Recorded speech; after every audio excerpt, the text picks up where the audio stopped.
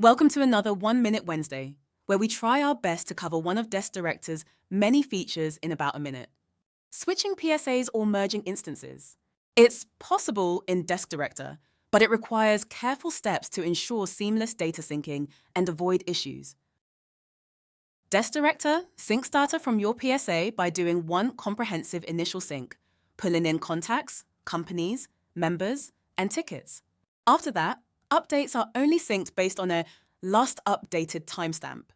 This reduces overhead but creates challenges when merging PSA instances, as older data may not get automatically updated.